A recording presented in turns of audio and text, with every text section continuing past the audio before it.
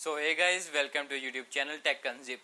और आज की इस वीडियो में हम बात करने जा रहे हैं व्हाट इज प्रोसेसर। जैसे कि आप सभी को पता है, हम जो भी फ़ोन यूज़ करते हैं, मोबाइल फ़ोन, उनमें प्रोसेसर होता है। हर कंप्यूटर में प्रोसेसर होता है। प्रोसेसर का वर्क क्या है, इसके बारे में जानेंगे।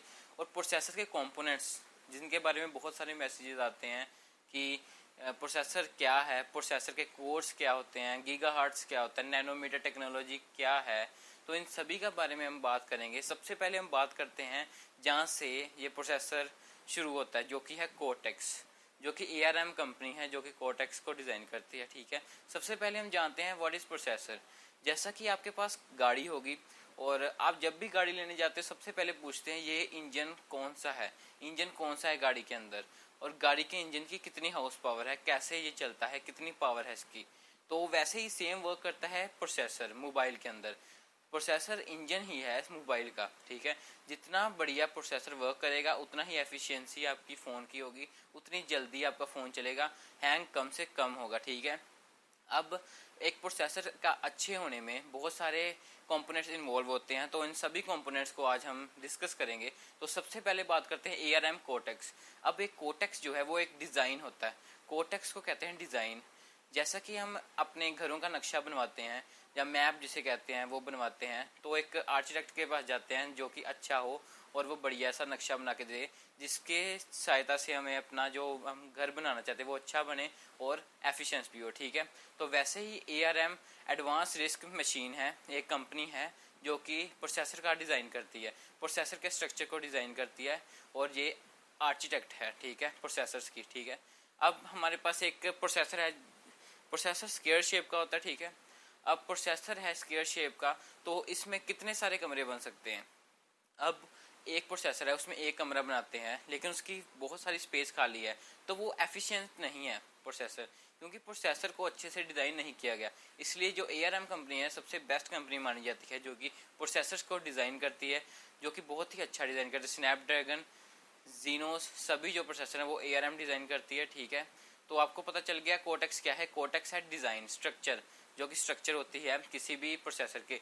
Cortex A, B, cortex R, cortex M, ये सभी स्ट्रक्चर्स के नेम हैं जो कि प्रोसेसर के होते हैं। ठीक है, अब हम बात करते हैं कोर्स की, कि हमने बहुत बारी सुना होगा ये फ़ोन डुअल कोर है, ये क्वाड कोर है, ये हेक्सा कोर, ये हेप्टा कोर है, ये डेका कोर है। ठीक है, तो ये कोर्स क्या है। जैसे कि एक हमारे पास प्रोसेसर है। ठीक है, जैसे कि हम एक कंपनी ही मान लेते हैं, एक कंपनी है, उसके अंदर एक बंदा काम कर रहा है, सिर्फ एक या दो बंदे काम कर रहे हैं, वो उस काम को 8 घंटे में कंप्लीट कर रहे हैं। ठीक है, वहीं अगर उसी सेम काम को 4 बंदे करेंगे तो आप टाइम जो है हाफ हो जाएगा। ठीक है, वैसे ही सेम ये काम करता है प्रोसेसर के अंदर। कोर्स एक कोर होगा या डुअल कोर होंगे तो उन्हें काम ज़्यादा करना पड़ेगा। ठीक है, वहीं 2 की जगह 4 कोर आ जाएंगे तो काम डिवाइड हो जाएगा ज़्यादा और काम जल्दी से कंप्लीट होगा। ठीक है, सिर्फ यही है इसका कोर्स का।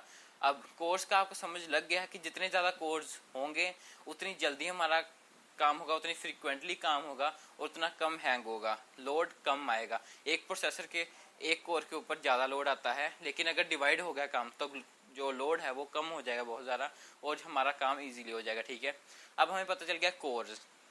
अब हमें कोर्स पता लग गए। नेक्स्ट जो होती है, बहुत ज़्यादा डाउट आता है जिसका, नैनोमीटर।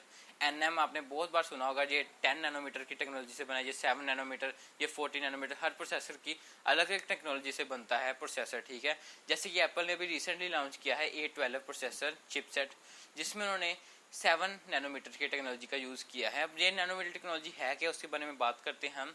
नैनोमीटर है जैसे कि एक दो कोर्स हैं, दो कोर्स के अंदर बीच में जो डिस्टेंस है, वो डिस्टेंस कितना है उसे हम नैनोमीटर में करते हैं यूनिट। ठीक है, ये यूनिट है नैनोमीटर लेंथ का, कितनी डिस्टेंस है उसे हम नैनोमीटर में मापते हैं। ठीक है, अब जितना कम डिस्टेंस होगा उतनी जल्दी हम जा सकते हैं एक दूसरे के कोर्स, क्योंकि यहाँ पे डाटा अगर हमें चाहिए तो यहाँ से यहाँ पे डाटा लेकर आने में जो हमें डिस्टेंस लगता है, अगर वो ज़्यादा डिस्टेंस होगा तो उसमें हमारा जो बैटरी है वो ज़्यादा कंज्यूम होगी जाने में, चार्ज उसे ज़्यादा चाहिए और टाइम भी ज़्यादा कंज्यूम होगा। ठीक है, वो हम टाइम कैलकुलेट नहीं कर सकते, लेकिन टाइम ज़्यादा कंज्यूम हो जाता है। ठीक है, तो वहीं अगर हमारी दीवार जो है पतली होगी, ठीक है, तो यहाँ से यहाँ जाने में कम टाइम लगेगा उसे। ठीक है, कम टाइम लगेगा तो जल्दी काम होगा, जल्दी काम होगा तो वो एफिशिएंटली वर्क करेगा। ठीक है, तो यही है नैनोमीटर कि कितना डिस्टेंस है उसके अंदर। अगर डिस्टेंस ज़्यादा होगा, जैसे कि एक आपके घर में 2 कमरे हैं, ठीक है, एक कमरे से दूसरे कमरे में जाने के लिए एक 100 मीटर की आपको सड़क को पार करना पड़ेगा, 100 मीटर आपको चलना पड़ेगा, ठीक है। वहीं एक कमरा है जहाँ पे आपको 50 मीटर तक जाना पड़ेगा, तो कहाँ पे आप जल्दी जाओगे? 50 मीटर्स पे आप जल्दी पहुंच जाओगे और आपकी एनर्जी भी कम कंज्यूम होगी।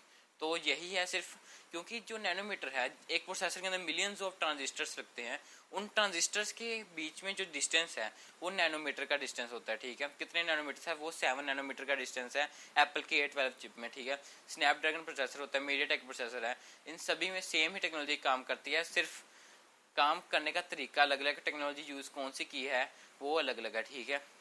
अब हमें पता चल गया नैनोमीटर क्या है। अब हम बात करते हैं गीगाहर्ट्ज, GHz। बहुत बार आपने सुना होगा कि ये 2.4 गीगाहर्ट्ज का प्रोसेसर है, ये 1.5 गीगाहर्ट्ज का प्रोसेसर, ये इतने हैं। तो ये गीगाहर्ट्ज क्या है? जो डिस्टेंस है उसमें हमें कितना फ्रीक्वेंसी कितनी लग रही है एक दूसरे के कोड्स में जाने के लिए, तो उस टाइम पीरियड को हम कहते हैं गीगाहर्ट्ज, ठीक है। कितनी फ्रीक्वेंटली काम करता है, फ्रीक्वेंसी को हम गीगाहर्ट्ज में मेजर करते हैं, इसलिए ये गीगाहर्ट्ज जो है वो फ्रीक्वेंसी है कि एक कोर से दूसरे कोर में जाने के लिए हमें कितना टाइम लग रहा है। जितना टाइम ज़्यादा होगा उतना कम एफिशिएंट होगा, ठीक है। और जितना गीगाहर्ट्ज हमारे ज़्यादा होंगे उतना कम टाइम लगेगा, ठीक है, और उतना ही ज़्यादा जो है चार्ज वो यूज़ होगा, ठीक है। तो इसके बहुत सारे ड्रॉबैक्स भी हैं, एडवांटेज भी है, ठीक है। एडवांटेज क्या है कि हमें जल्दी काम हो जाएगा, हमारा प्रोसेसिंग जल्दी हो जाएगी, फास्ट होगी, हैंग नहीं होगा। लेकिन डिसएडवांटेज ये है कि यहाँ पे हमारी बैटरी ज़्यादा कंज्यूम होगी, ठीक है। कंज्यूम कैसे होगी? अब फ्रीक्वेंसी ज़्यादा चल रही है, गीगाहर्ट्ज ज़्यादा है, तो चार्ज भी ज़्यादा लगेगा, ऑब्वियस सी बात है। चार्ज ज़्यादा लगेगा तो बैटरी से ही चार्ज आएगा, तो चार्ज ऑटोमेटिकली बैटरी कंज्यूम ज़्यादा होगी, ठीक है। तो हमें पता चल गया गीगाहर्ट्ज क्या है। अब एफिशिएंसी की बात करते हैं। एफिशिएंसी डिपेंड करती है सभी जो मैंने अभी कंपोनेंट्स बनाए इन सभी पे। अगर इन कंपोनेंट्स में कॉम्बिनेशन हम बनाएं किसी का तो वो एफिशिएंट होगा, ठीक है। लेकिन ये कॉम्बिनेशन हम जब बनाते हैं तो इसमें हमारा बहुत सारा चार्ज जो है, बहुत सारा कॉस्ट बढ़ जाती है, ठीक है। लेकिन हमें कॉस्ट को भी कम रखना पड़ता है, इसलिए हमें थोड़ी बहुत चीज़ों से कॉम्प्रोमाइज़ करना पड़ता है। तो इस वीडियो में बस इतना ही था। अगर आपको वीडियो अच्छी लगी तो वीडियो को लाइक, सब्सक्राइब, चैनल को जरूर करके जाइएगा। इस वीडियो को ज़्यादा से ज़्यादा शेयर कीजिए। Thank you for watching.